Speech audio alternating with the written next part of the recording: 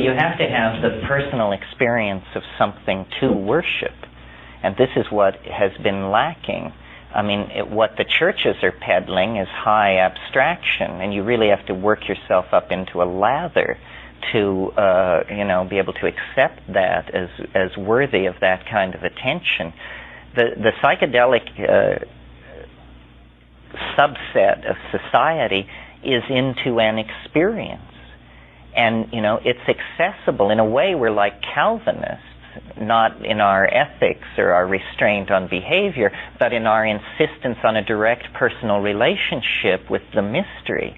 And this is something very new. We have really accepted the idea that truth descends through hierarchies, basically from Newsweek and Time and the Washington Post down to us as consumers of these various images of what is going on.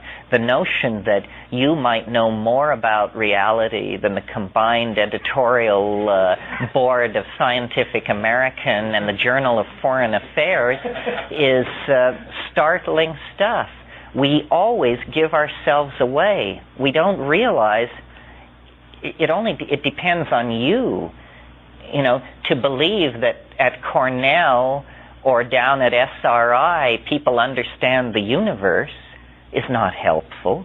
You must understand the universe.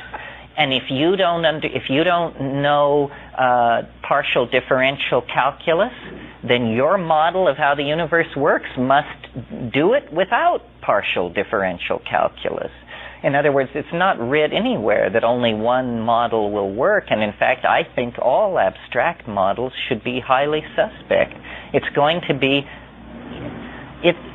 it's an opportunity. I mean, we have to view life as an opportunity. What are you doing with it? Are you afraid of it?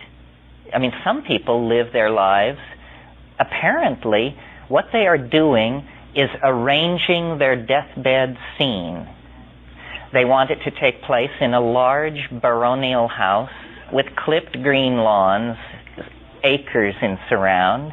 They want the room in which they die to be filled with fine art.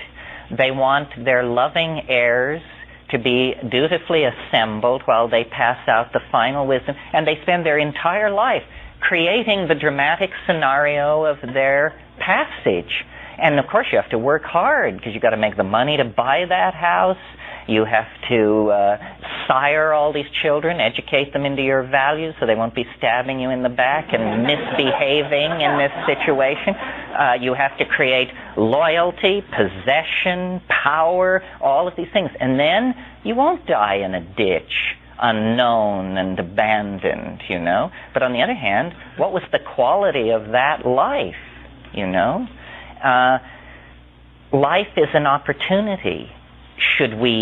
How much pressure should you put on it? How many places should you go? How many drugs should you take? How many sexual configurations should you experiment with? How many professions should you... and it depends, I think, the question is, how seriously do you take it? Do you just think life is a lark and it's fine with you that you're going to go into a pine box and be forgotten for all eternity? Or do you have some inner consolation that that won't happen and you're going to go off and be with Lao Tzu and Mao and everybody else who ever died? Or, just what is it? And I think of it as a telephone booth being filled with water. And you can see that when the water reaches the top of the telephone booth, you're going to be dead as a doornail. And so you have 30 years to figure it out. We are alive. There's no contest about that. It's extremely improbable that we should be alive, that we should be here thinking, feeling, sharing. The fact that we're alive throws open the whole game. Means anything is probably possible.